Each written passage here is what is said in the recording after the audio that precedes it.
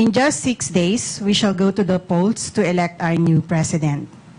And this morning, we have the honor of having one of the most interesting presidential candidates as our guest. It's quite a challenge to introduce her, for the long list of achievements after her name and her colorful role in our nation's life. But we know it will be enlightening and fun to have her in our forum. Thank you for coming, ma'am. We shall have a proper introduction in a moment. May I acknowledge the presence of our board chair, Ma'am Marixie Rufino Prieto, our executive editor, Joey Nolasco, Inquirer.net editor-in-chief, John Mary, our editorial consultant, Amanda Duranila, and the officers, editors, reporters, photographers, and employees of the Inquirer family. At this point, I would like to call on our chair, MRP, for her welcome remarks.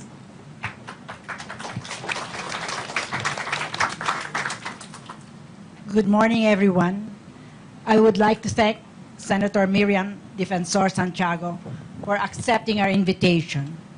We are delighted that she's here, and we eagerly look forward to a stimulating discussion over the next hour. Senator, I hope you can sense our excitement. It is palpable. On behalf of the entire Inquirer family, in print, online, on social, in radio, allow me to welcome you and our various audiences to the Inquirer. Thank you and good morning. Thank you, Ma'am Marixie. This is it. Now I would like to introduce our moderator for this edition, the News Director of Radyo Inquirer, Arlene de la Cruz. Good morning, everyone. Pinakahintay natin ito. This is going to be a very interesting discussion. Kasama natin ang isa sa pinaka-interesanting personalidad ng ating kasaysayan. Ang Inquirer, Meet the Inquirer Multimedia ay ikapitong edition po ito, and we're also seen live on facebook.com and inquirer.net. We're also live on inquirer.net website itself. At sa pagkakataong ito, we will formally introduce our guest and speaker for this morning. We have prepared a 2-minute video, but in just a short introduction, she's a fighter, she's a survivor, she's Senator Miriam Defensor Santiago.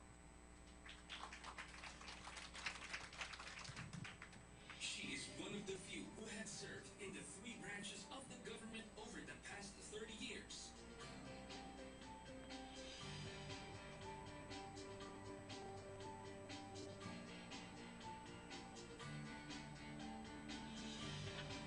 In the judicial branch, she served as presiding judge of the Regional Trial Court in Quezon City. In the executive branch, she was appointed Immigration Commissioner and later as Agrarian Reform Secretary. In the legislative branch, she has been elected senator for 3 terms. As an Immigration Commissioner, she ordered the arrest and deportation of members of alien criminal syndicates, including those engaged in illegally procuring infants for adoption in Europe, maintaining child prostitution communities for alien pederasts, and procuring mail-order brides and entertainers for prostitution abroad. As the head of one of the most notoriously corrupt agencies in the Philippine government at that time, she once claimed, "I eat death threats for breakfast." As a lawmaker, she has filed the highest number of bills and authored some of the most important laws. Among her most important pending bills are the following.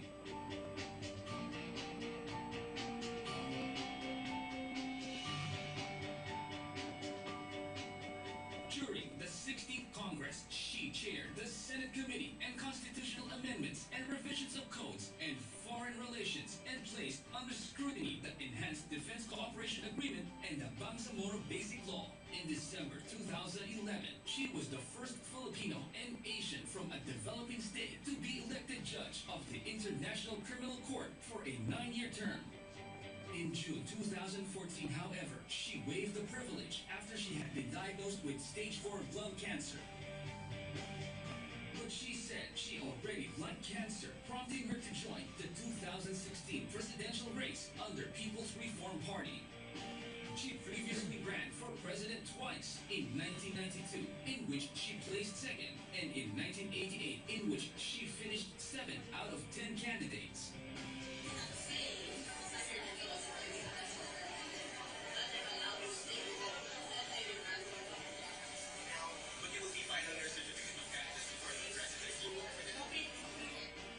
Let's all welcome People's Reform Party presidential candidate, Senator Miriam Defensor Santiago.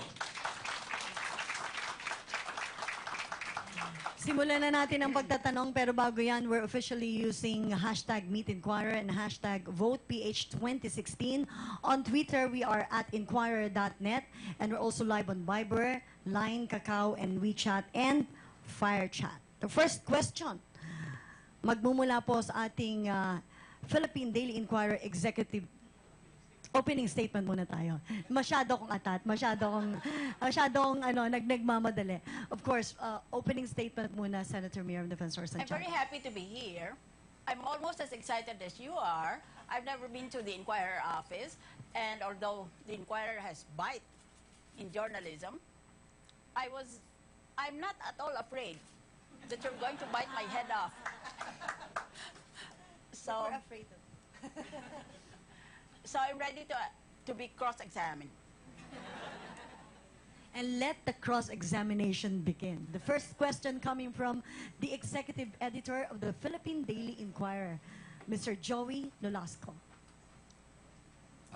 Pardon me, ma'am, but we usually start with the bang here.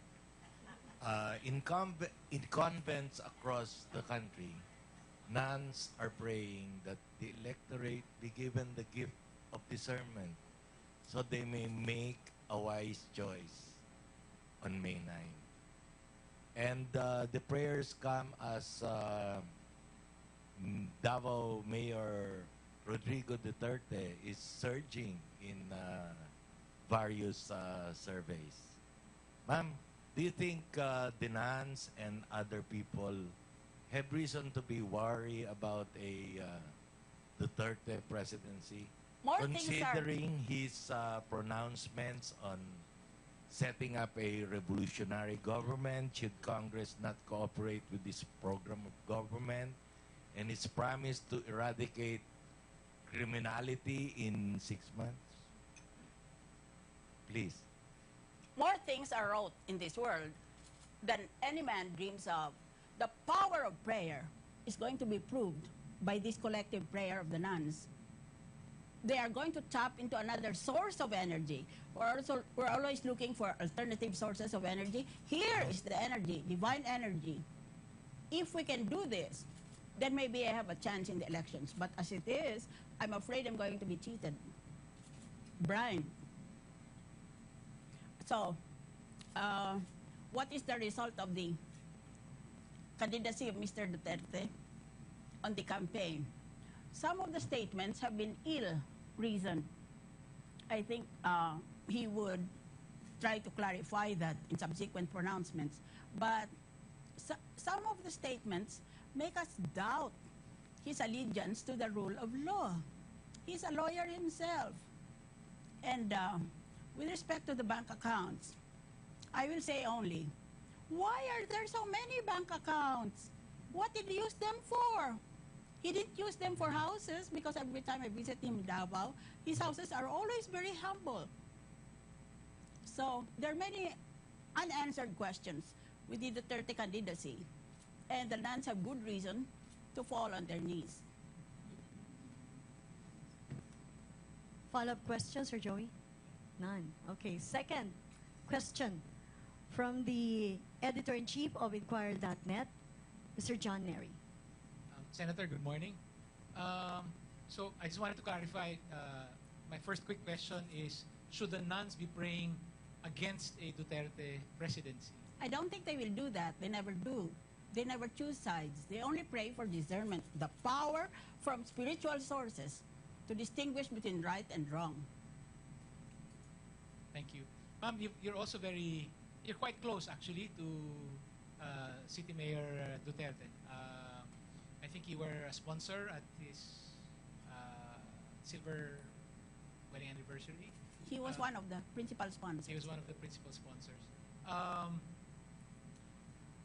I would like to know on the particular issue of the BBL. He has said some strong statements about it. In the last debate, he had a mini discourse about what the BBL meant for the Moro people. Ma'am, you also have your own view. Do you think that you sorry, I lost my Yeah. train of thought. It happens when we ask questions of Yes. Senator Santiago. We told you we're scared.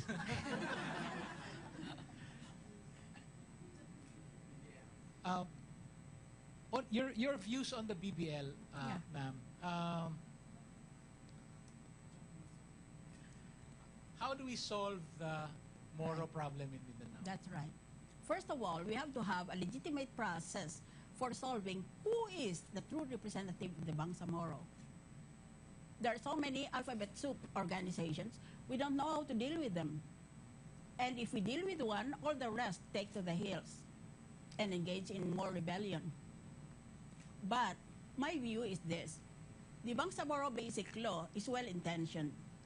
It is, however, wrong in its approach to the problem. It gives the Bangsamoro the authority never granted by the Constitution to any official of our government, the authority to create a sub-state. They have a complete structure. But our Constitution stops only at regional autonomy. So my protest is that the BBL should be amended so that it will only stop at regional autonomy and not go the way of the sub-state. That is a slippery slope. And regional autonomy is well within the Constitution. Oh yes, that's provided for specifically. So, ang ibig sabihin, in the first place, hindi dapat nakipag-usap sa Moro Islamic Liberation Front, one of the alphabet organizations that you're referring to. Well, I'm not saying that, but there has to be a consensus among them. And then we can accept whom they choose to be the representative. Otherwise, if we negotiate with one faction, all the other factions will get mad at us and take up arms. Sir John? From the Visayas, Mr. Nestor Burgos, the Chief Correspondent of the Visayas Bureau of the Philippine Daily Inquirer. Question? Is he ready? Wala pa. Ako muna. Sabi niyo Hello, ma'am kanina. hello, Ayan na hello. ba? Okay, sige. Okay, Nestor? Yes. Yes. Mayang aga, Senator. Ngayong aga, Toto. Many of our Kasimono said they will vote for you regardless of what the survey says. They said they still believe that you're the most qualified among the presidential candidates. But many are also disappointed and are questioning your choice of your running mate, especially that you are a staunch defender of human rights and an anti-corruption crusader. Why did you choose Senator Marcos as your running mate? Isn't this inconsistent with what you stand for? Number one, I chose to run at a pretty late date for a presidential candidate because I was faced with a diagnosis for cancer, terminal cancer, stage 4. So I asked myself, what do I want to do before I die? I said, maybe I'll offer myself to the Filipino people, even if that might be considered shameless by others. Because I have experience in all the 3 branches of government, judiciary, executive, and legislative. That is why, when I ran, the field was already filled. All the other vice presidential polls had already been taken. But I noticed that Bongbong was running by himself. And besides, of course, the thought of human rights activists protesting entered my mind immediately. But I know Bongbong from when he enrolled in the UP College of Law, and I was a professor there. I believe he has the intellectual competence to become a lawyer, but he did not continue his law studies. Plus, number 2, at least he was exposed to Oxford. Exposure is better than nothing. And then he has a certificate of completion. And then number 3, I don't think that the sins of the father should be visited on the children. I don't see him in any video or photograph actively participating at his young age when the Marcoses were announcing their various policies for our country. I think he just got caught up in the actions of the adults. So I have nothing against him. And when we were together in the Senate, he was a competent senator.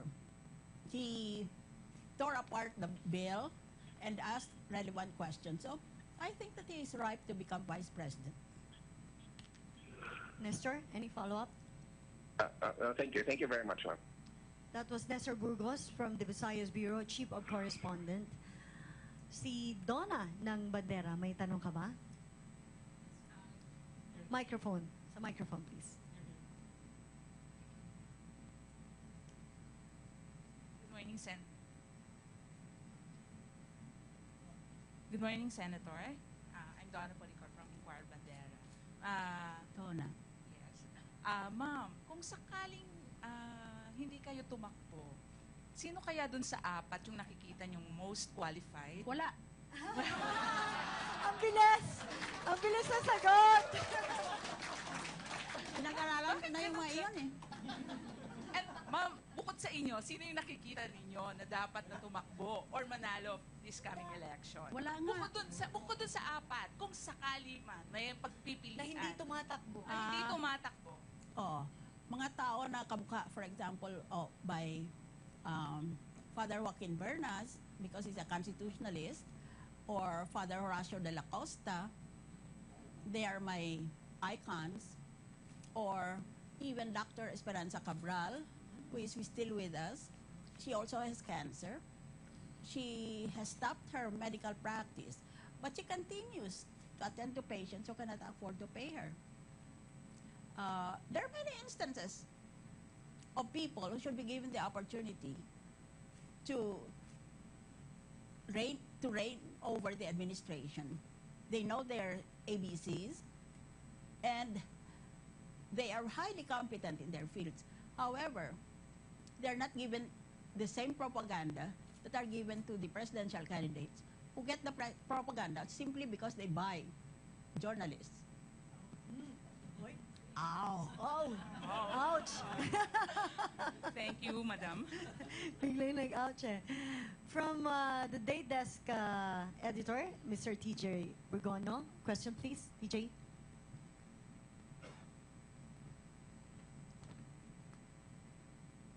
Hi, ma'am. Good morning again. Just to go back to Duterte, you said that because of his pronouncements, or his pronouncements have raised questions on his allegiance to the rule of law. My question is, how prepared, are we prepared for a Duterte presidency? And is he really the kind of leader we're I looking for? don't think so. First of all, we have to be legally literate. We have to know what does the law say so we can tell whether his actuations are within the law or outside. We don't have that kind of mass educational appeal to all our voters yet. They don't understand. Meron mga bayani siya dahil kaagad ay susuntukin niya yung kalaban niya. Alam naman natin mali yon. Pero wala tayong legal literacy kasi eh. Hindi natin alam. Hindi man lamang natin alam ang anong tinatawag na rule of law. Ano yan, ruler? Rule of law means the law applies to everybody, whatever is standing in the community. That's all that it means. And also that everybody is scrupulous into remaining within the folds of the law rather than operating outside it. We don't have enough respect for the rule of law in this country.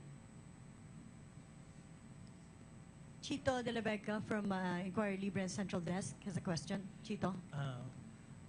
Ma'am, what's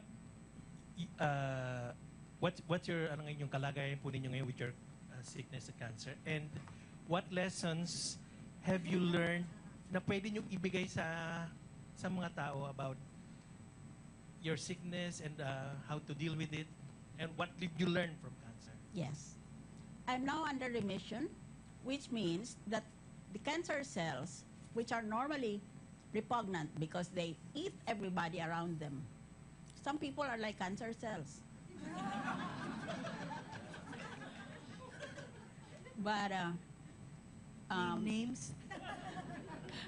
there is now a balance, and so I've been pronounced under remission, meaning to say that there's a balance in my health.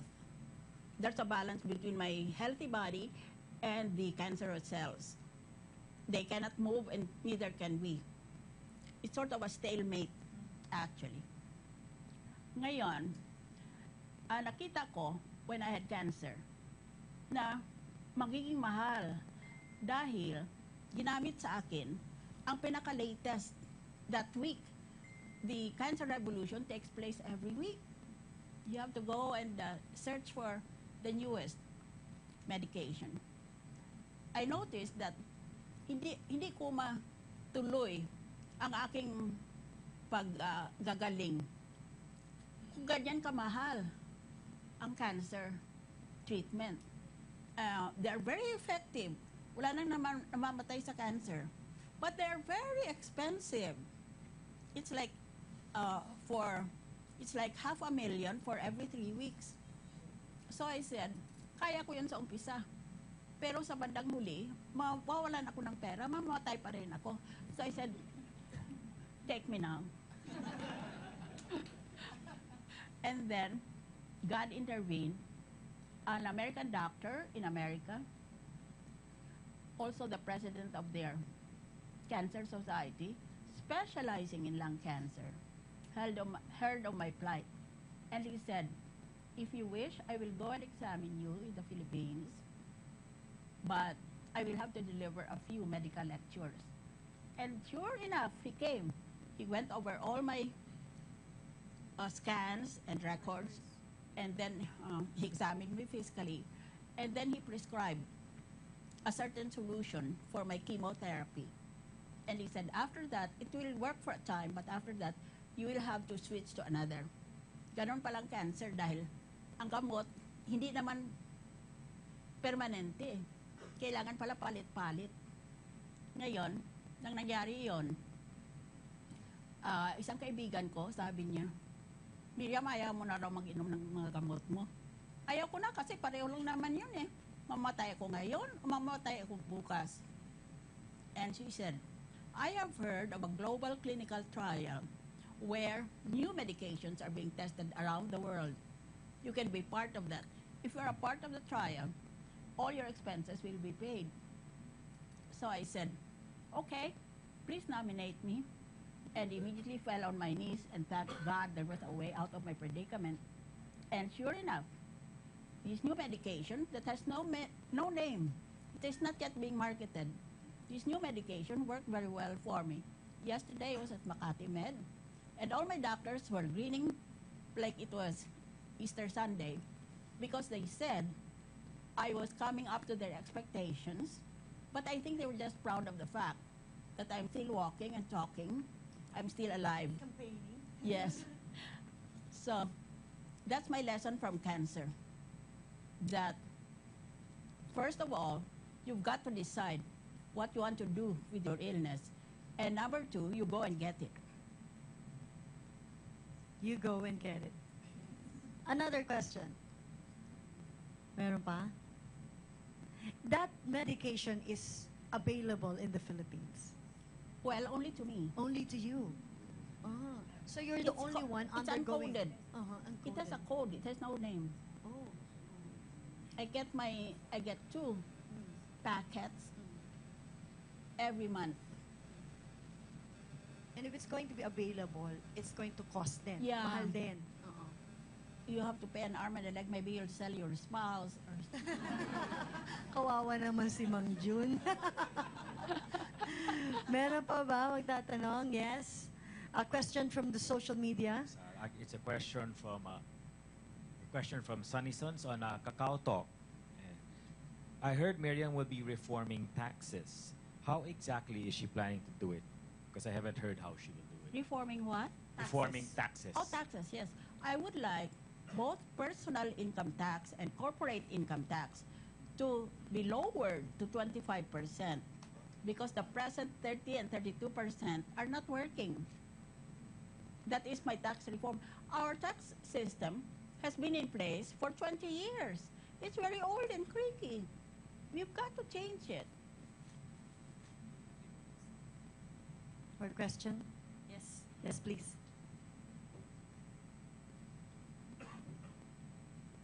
Ma'am, this is your third presidential campaign. How is this different from the first 2 presidential bids? And how will you describe your current rivals? Your current rivals for the 2016 election? What was that? How will you describe your current rivals for the 2016, the rivals. third time that you're running for the presidency? Right. This time it's different because I'm still in remission. I'm not a normal human being. But I tend to be treated that way by even my own colleagues because I am so valuable. In other words, talkative. So, for example, I had to take a chopper. I was told to report at a certain building, so I went there. I took the elevator. After the elevator, I had to go up 4 flights of stairs. I nearly, if I had the habit of fainting, I would have fainted. Or maybe I would have died, and my husband would be suing them now. Then I had to go up 2 more flights outside the building. Only then could I get into the chopper. So this is this is not very unusual because I've always operated on a shoestring budget. Everybody can see that. I don't have as much money as my rivals. So all I have to do, all I have to bank on is the love of the youth. Their idealistic support for me without asking for money and even declining invitations to a meal because they are volunteers. I only have my volunteers. I had them in 92. I didn't have them in the second one. But now I have the full support of my young volunteers. And my only worry is if the election does not go my way, these young people might go out into the streets. I counseled against that when I was cheated in 1992. I said no street demonstrations because it might end in bloodshed between the police and the young people. And I don't want it that way this time. How will you describe your rivals po? One by one? Incompetent. All of them? Well, there might be an exception or two. But I don't think that should be the president of the Philippines. I look at the picture of the person and I say, would I be proud to have him or her attend an international conference or summit meeting of heads of state? And my answer is no, because I specialize in international law and I'm often sometimes a lecturer. I'm often lecturer sometimes in various conventions. Hindi nila kaya, wala silang idea ng foreign policy eh. Ang alam lang nila, I will give you a bridge, a road, free education. They always chant the same mantra every election. Palaging ulit-ulit yun. I'll give you food, education, healthcare, mga pangako. So they're promising candidates, but they don't appeal to me.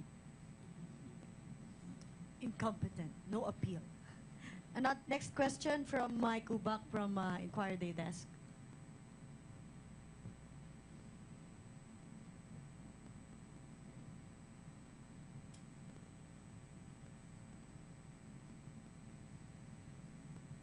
Kung inisa-isa siguro mas interesting. Yes, Mike? It's been a while. I used to cover you in the Senate.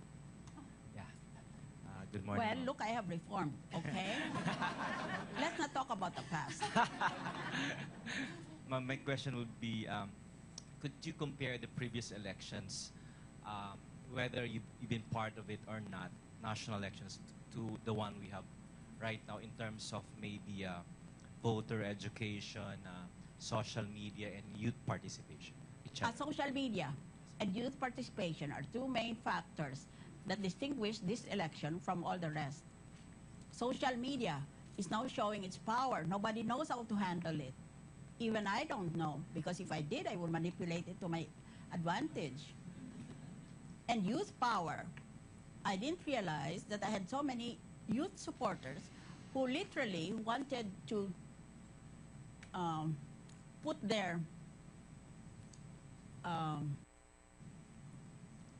their words into action. I have so many volunteers. When you see me on TV and the people are going hysterical, those are the youth volunteers. So I don't know, because they are now pledged to me to watch the counting. That's where I failed 92. My people stayed maybe 36 hours, but that was the limit. Eh ngayon, meron na silang paraan na palit-palit sila. So, subukan natin. Yes, ma'am. And could you comment on, we ran a story about SWS people Yeah. trying to fudge some of the demographics, not the actual survey. Right. Yeah. Any comment on that? Well, some of my supporters have printed on social media copies of questionnaires distributed by a survey firm where there are the names of the presidential candidates and mine does not appear there. Kaya wala siyang choice. Maski gusto niya akong iboto, wala palang pangalan ko doon. Ganon ang ginagawa nitong commercial media. And I want to say something about not social media, about these survey firms. These survey firms are trying to become the alternates of our voters. Gusto nila silang mamili kung sinong maging presidente. Ang mga butante ang namimili. Pero kung ganyan gusto nilang paniwalaan ang mga survey nila, ay di meron na pala silang kapangyarihan na sasabihin nila sa pamamagitan ng surveys nila kung sinong gusto nilang presidente. That's so undemocratic. And why should we give up? Why should I give up my vote, my one vote, to that survey firm? Ma'am, if you win as president, would you rather that a few weeks before the election, we should ban the publication or at least the... Yes, I was for that position when we were discussing this bill in the Senate, but I lost. So I said, iti-trending nilang public opinion eh. Thank you, ma'am. Question from Janet Andrade, Inquirer reporter.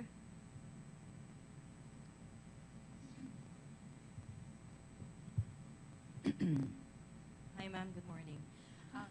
Ma'am, you draw your support from the youth. Ma'am, what do you think is your appeal to the youth? Why do they find you? Why do they support you? Because I'm always fighting people. I think that they like the idea that there is a person who prefers to stand against the tide if that is dictated by the rule of law.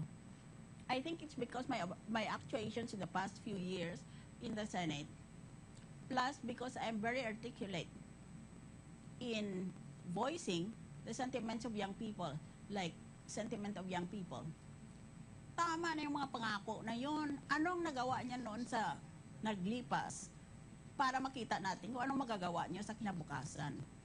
Eh, ang tatandara ng mga presidential candidates, wala naman silang nagawa. Follow-up, Janet?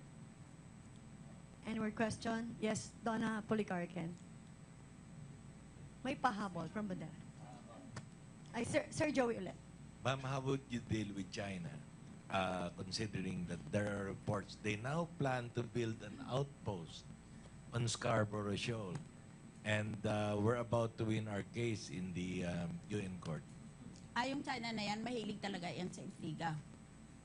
Ngayon, ang intriga nila na itong West Philippine Sea natin magiging subject o paksa ng usapan ng China and one member of the ASEAN at a time. Hindi pwedeng all the members together. Gusto nila ihiwalay tayo, divide and conquer. Ngayon, ang inalok nila, habang you're trying to extract oil or other resources from under the sea, we can already live prosperously if we just stay on the same course. Kaya ang dapat yan sa China ay, una, we should make full use of diplomacy on two tracks, two kinds of diplomacy. The state-to-state diplomacy, which is very stiff and rigid and formal, and the informal diplomacy. In other words, a backdoor channel for talking to the Chinese. Ngayon, kung ipakita natin sa Southeast Asia, at least those affected by the West Philippine Sea, na united tayo, hindi tayo mapira-piraso ng ganyan, matututo din yan. Besides, I will just repeat a joke I made at the presidential debate. Eh, halimbawa mo, naggera tayo laban sa China, nanalo tayo. Ano ngayon ipapakain natin sa mga sa mga inchik? There are questions again from our social media. Yes, JB? we have a question. It's related to the recent discussion from Joey Ko on Twitter. Ma'am, are you in favor of AFP modernization, especially the Navy and the Philippine Air Force?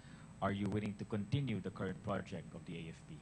Oh yes, absolutely. That is necessary because of the dispute with China. We have no choice. We have to beef up Coast Guard and Navy. Ngayon, ang problema dito sa mga modernization na ito sa AFP ay ang laki-laki ng nanakaw ng mga opisyal ng armed forces. Kaya, kung mag-appropriate ka ng ilang billion, isipin mo, ilang billion din ang ibabawas mo dahil sa corruption doon. Kailangan yan very careful calibration dahil magiging source lang yan of wealthy pot-bellied generals. Sort of a follow-up question from the CFF Foundation. What are your plans to improve health service delivery in the country, and how would you balance, say, I need to spend on defense and I need to spend on health delivery services? The Constitution says highest priority in the budget shall be given to education, so we have no choice. Education is to be about 5% of the budget. And then after that, can follow the other priorities. What would be a higher priority, defense or health service delivery? Health service. Health service. Anong defense? Ang Pilipinas, kaliit-liit. May maniwala ba sa atin kung sabihin natin, baski sino, pumunta kayo dito at lalaban tayo. Walang maniwala. Huwag na yun. Health services na lang. Thank you. Next question from Donna Pasibugan, our Inquirer reporter. Later si Donna natin. Ay, sige, ikaw na. Donna Policar, again. Thank you, Donna. You have the mic. Ma'am, how do you intend to run the country should you win these coming elections? Your rivals and many people presume that you will run the country in absentia, and you will give the vice president the task to run the kitchen. That is straight out of fantasy. Na tatakbo akong presidente pagkatapos bibigay kong kapangyarihan ko sa vice president, katangahan na talaga yun. Dapat i-withdraw ng UP ang aking diploma pag ganun. I intend to run the country like a strict mother. Must emphasize discipline. Must emphasize civic spirit. Na kung anong ginawa mo, may kaugnayan sa mangyayari din, hindi lamang sa iyo, kung hindi sa iyong kapitbahay. A sense of shared destiny is what I would like to infuse in the Filipino electorate. Naiisa tayo. Huwag tayo magpinapiraso ng ganyan. Kaliliit na nga atin eh. Ang mga Pilipino, kahilig ng mga maliliit. Like you always buy little packets of shampoo or soap or pati ba naman yan? Thank you, ma'am. Question from the other Donna. Yes. Good morning, ma'am. Over here. Oh, there you are. Hello po. Yes, Donna. Twice you said today that you fear you're going to be cheated. Oh, yeah. And then you're asking, you fear that your volunteers would not be stopped this time. Where does this fear come from? What signs do you see and what info? I cannot tell you because these are confidential. Kung anong ginagawa ng mga iba-ibang grupo o lupon. Kaya, for example, the setting aside of huge sums of money for the last week of elections, gagamitin pambili. Maliban dyan, pambili ng botante. Maliban dyan, mukhang hindi nila tatanggapin ang official results. So, they will resort to violence dahil malaki ng kapital nila eh. Hindi na pwedeng malusaw pa yun. Ganon ang rational nun. Follow up siguro dun, ma'am. Yes. Yes. So, ma'am, they won't, you say they won't accept official results and they will resort to violence. Where is this threat coming from? Oh, if It's you're going to write a station. feature story, you won't get it from me. Pero siguro naman follow up dun, ano? Doon sa sinasabi, you feel you will be cheated. tao yon, grupo yon. Sabi niyo iba't ibang lupon. What about the Commission on Elections and the system itself, to automate the system itself? Will it be instrumental? The system itself is full of holes. It's a holy institution because there is so much room for human intervention. Dapat yan, pag sabi mo ng boto mo, kamukha sa Amerika, nasa board na kaagad, pinapakita. So, the less people who handle the ballot, the better. Ngayon, kung wholesale cheating naman, biro mo, palitan mo lang isang zero dyan sa provincial canvas of certificates, no? Magiging kaiba na kaagad ang resulta. Kaya, that's why I'm worried. Because the elections might not be a fair and free choice of candidates presenting themselves and their programs of government, but might be one person desperately seeking the presidency. Baka kailangan bayaran niya mga utang niya. Yung pinag-utang niya dahil paggawa siya ng mga presidential posters niya. Marami yan eh. Kaya, kung gano'n ang nakapital niya, hindi na siya papayag na walang return on investment. Next question from Cynthia Balana, senior political reporter of the Philippine Daily Inquirer. Cynthia. Cynthia, we were together since immigration. Yeah. Cynthia made me a national celebrity. You are the favorite speaker during commencement exercises because of your appeal to the youth. So where do you get all the punchlines, up-to-date punchlines, jokes? Is it from your son or No. from Jun Santiago or No. from your family? Or I'm just naturally mischievous. Sample punchline. Can this be the last question? Okay, last question now. Because it's Okay, 11. Chito, last question. And I think this will be fitting. Ma'am, why haven't you given up on the Philippines? I ask this because there's a perception, karamihan po ng followers niyo mga kabataan, and yet there's a perception na mga batang Pilipino have this feeling of hopelessness and despair. So, and you have a large following from the youth. So I'm asking, why haven't you given up I in the have a very Philippines? strong belief in my God. I don't imagine what God is. God is not a person better in all aspects of the human person than us. Kasi yun ang isip nyo eh. Ang Diyos siguro dahil napakagaling, lahat siguro magaling.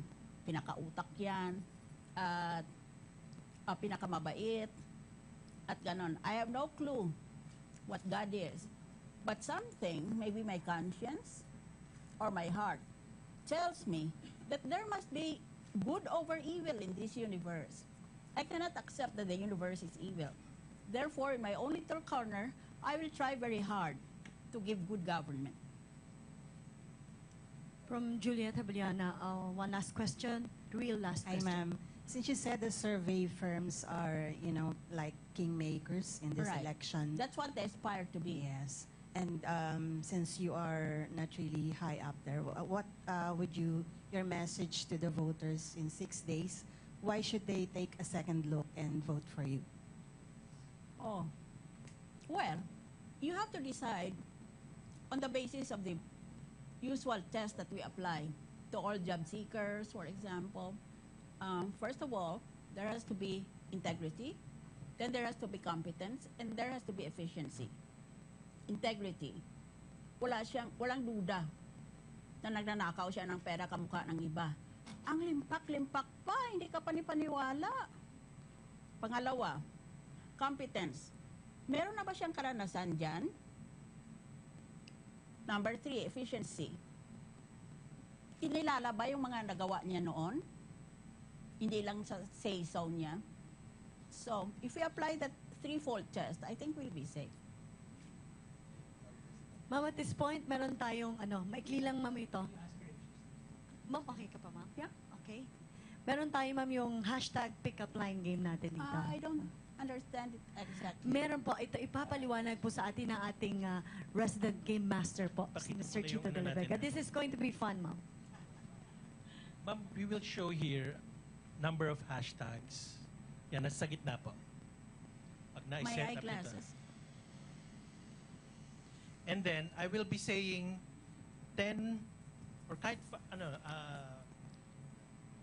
10 or less of words. Sasabihin ko po, pumili po kayo ng hashtag na bagay doon sa word na yon. Okay. Ngayon, pero No, my eyeglasses. we will make an adjustment, ma'am. Kung I'll just meron read kayong them for gusto you. nyong hashtag ninyong for that name or that person or that thing, pwede rin kayo mag-improvise. I'm not that creative.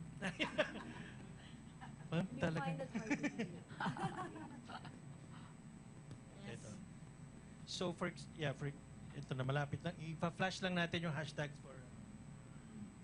Cable lang po, cable. Ma'am, walang guest na nakaligtas sa hashtag game. Joe? Okay. And it's still not there on the screen.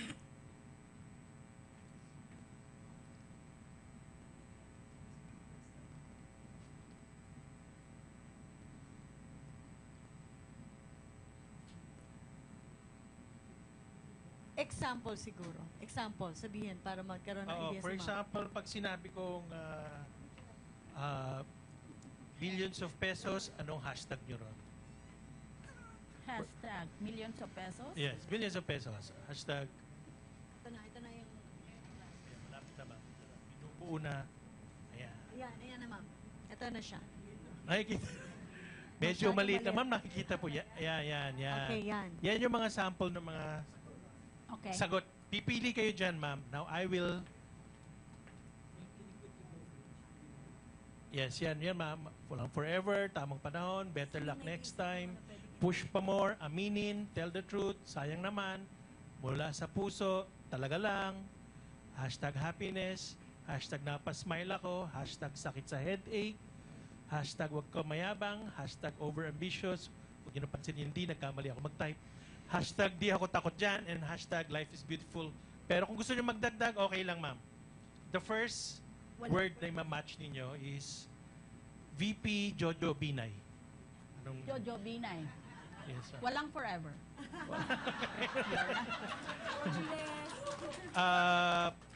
Pinoy. Pinoy.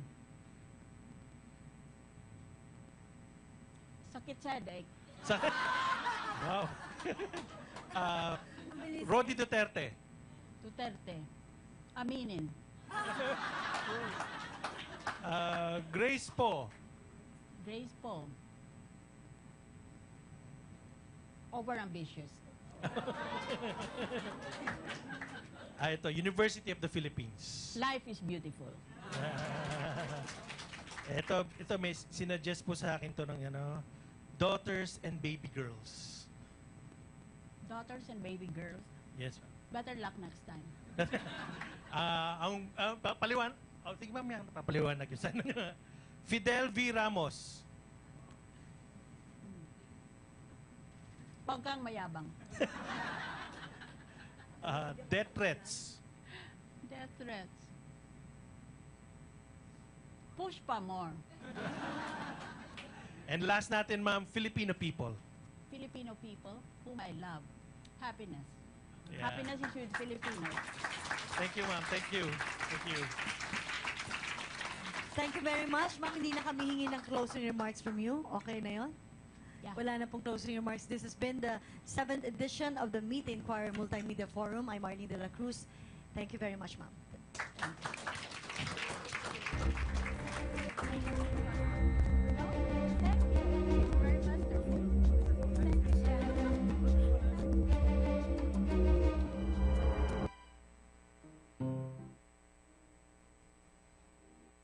Some people doubt that I have cancer at all. You mean it's a figment of my imagination? I wish. Look at this, bandages, including my sandals. Look at my sandals. You think these are necessary accessories for beauty? For sex appeal? It's because a person who is suffering from lung cancer is prone to bleeding and to become very fatal.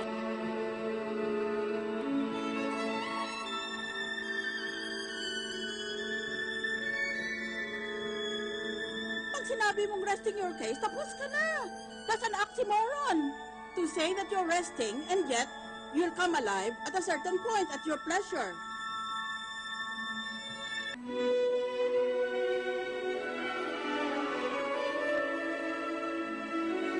I've just been confronted by a sinkhole. I've never heard this concept before a trial court. At hanap buhay ko yun, araw-araw yun. Sari-saring sinungaling narinig ko. It will take us so much time to make our offer of evidence. Wah! For the second time. Wah! Round 2.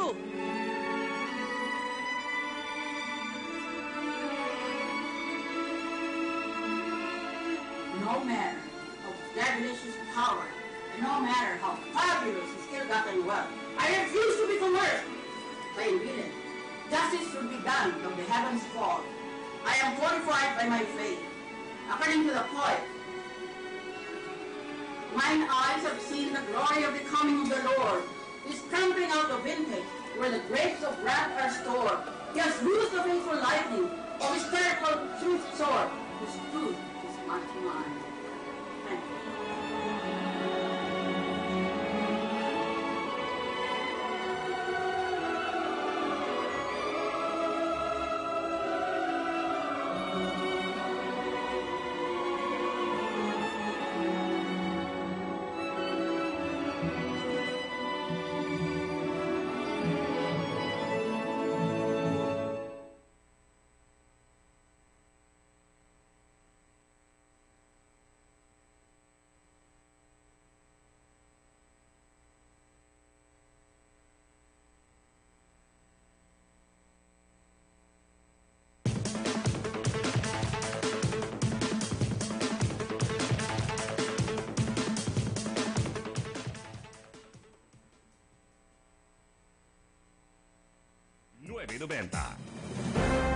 Ito ang Trans Radio Broadcasting Corporation. DZIQ. Radyo Inquirer 990. Kasapi ng KBP. Hatid ay balanseng pagbabalita. Walang takot na pamamahala.